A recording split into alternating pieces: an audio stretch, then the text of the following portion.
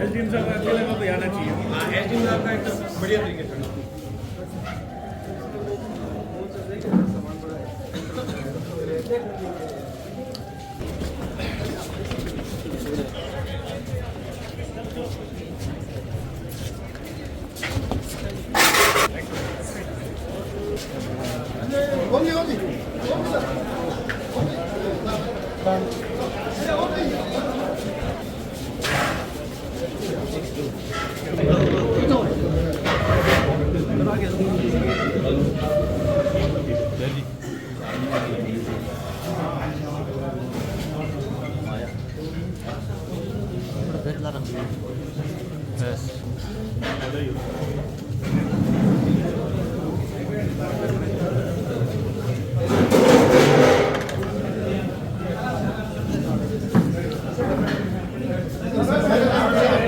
Democracy feudal system सभी बैठेंगे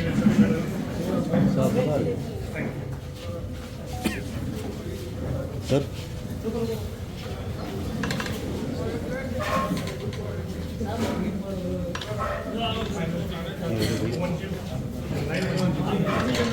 आ जाओ सब आ जाओ। एक बार दोनों ले रखा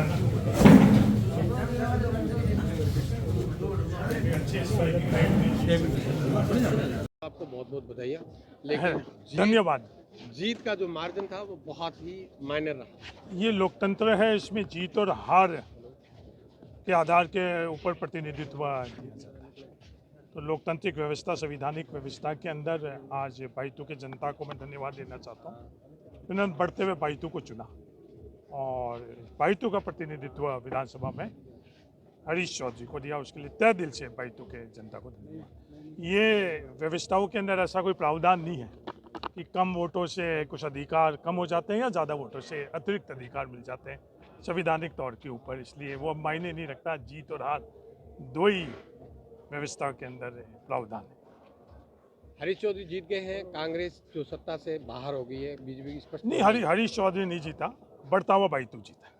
हरीश चौधरी बढ़ते हुए बाइतू के अंदर एक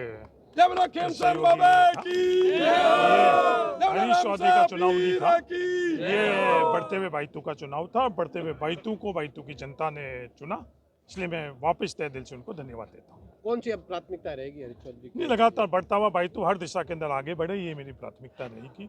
राजस्थान के अंदर किसान, मजदूर, नौजवान, महिलाओं आगे बढ़े, राजस्थान आगे बढ़े, सामंजस्य से आगे बढ़े। कुछ ताकतें टकराव करना चाहती है और हम लोग तो बाइतू की दी हुई ताकत से सामंजस्य, सबकी हिस्सेदारी, सबकी भागीदारी, सामंजस्य से बाइतू और राजस्थान आगे बढ़े, ये मेरी प्राथमिकता रहेगी। प्रदेश में कांग्रेस को बाहर कर दिया जनता ने। हाँ, जनता ने जो फैसला किया है वो सिर माथे पर।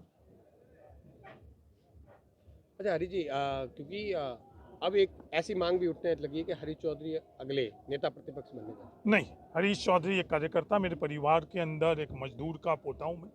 मेरे परिवार के अंदर कोई वार्ड पंच भी नहीं था।